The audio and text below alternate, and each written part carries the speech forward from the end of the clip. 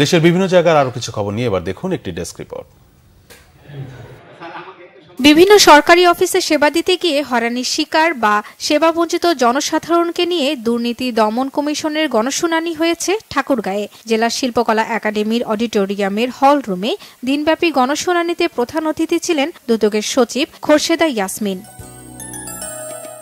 পাবনায় আদর্শ girls high স্কুলের নবনির্মিত মিলনায়তনের উদ্বোধন করা হয়েছে। এর উদ্বোধন করেন জেলা আওয়ামী লীগের সাধারণ সম্পাদক ও সদর আসনের সংসদ সদস্য গোলাম ফারুক প্রিন্স। ঘূর্ণিঝড় রিমালে খুলনায় ক্ষতিগ্রস্ত পরিবারের মাঝে ত্রাণ বিতরণ করেছে বিএনপি। জেলার ৫ শতাধিক ক্ষতিগ্রস্ত পরিবারের মাঝে এ সহায়তা দেন বিএনপির প্রচার সম্পাদক শহীদ উদ্দিন চৌধুরী এনি সহ দলের অন্য নেতারা।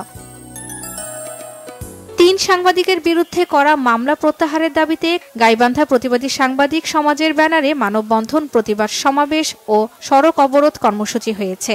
ডিবি রোডে ৩ ঘণ্টাব্যাপী এ কর্মসূচি হয়।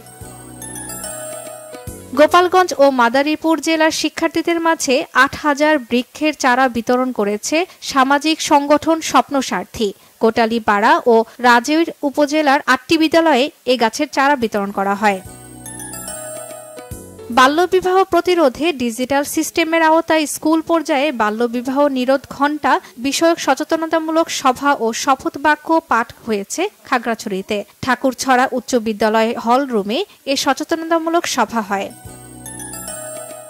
কুড়িগ্রামের নূরনবী হলখানা বালিকা উচ্চ বিদ্যালয়ের ১৩ শিক্ষার্থীর মাঝে বাইসাইকেল বিতরণ করা হয়েছে। সদর উপজেলা নির্বাহী কার্যালয়ের উদ্যোগে স্কুল মাঠে এ কর্মসূচির আয়োজন করা হয়। আগামী ৫ জুন ময়মনসিংহের গফরগাঁও উপজেলা পরিষদ নির্বাচনে গফরগাঁও সার্কেলের অতিরিক্ত পুলিশ সুপার ও পাগলা থানার ওসির বিরুদ্ধে পক্ষপাতিত্বের অভিযোগ এনে সংবাদ সম্মেলন করেছেন চেয়ারম্যান প্রার্থী আবু হোসেন দীপু। ময়মনসিংহ প্রেস ক্লাবে এক সংবাদ সম্মেলনে তিনি এই ২ জনকে প্রত্যাহারের জন্য নির্বাচন কমিশনের হস্তক্ষেপ চান। জিরো ওয়েস্ট ভিলেজ গড়ার লক্ষ্যে রংপুরের গঙ্গাচড়ায় মতবিনিময় সভা হয়েছে। বেদগাড়ি ইউনিয়নে সভায় প্রধান অতিথি ছিলেন বিভাগীয় কমিশনার জাকির হোসেন। বিএনপির প্রতিষ্ঠাতা ও সাবেক রাষ্ট্রপতি জিয়াউর রহমানের ৪৩তম শাহাদাত বার্ষিকী উপলক্ষে সাতক্ষীরায় আলোচনা সভা ও দোয়া মাহফিল হয়েছে। শহরের রাধানগর এলাকায় এর আয়োজন করে জেলা বিএনপি। প্রধান অতিথির বক্তব্য দেন জেলা বিএনপির যুগ্ম আহ্বায়ক ও সহ সমন্বয়ক শেখ তারিকুল হাসান। সাতক্ষীরায় নারী ও কিশোরদের স্বাস্থ্য সুরক্ষায় ফ্রি মেডিকেল ক্যাম্প অনুষ্ঠিত হয়েছে। দক্ষিণ আলিপুর কমিউনিটি ক্লিনিকে এ ক্যাম্পের উদ্বোধন করেন আলিপুর ইউনিয়ন পরিষদের চেয়ারম্যান আব্দুর রউফ। শর্মিলা কেয়া, বাংলা ভিশন নিউজ ডেস্ক।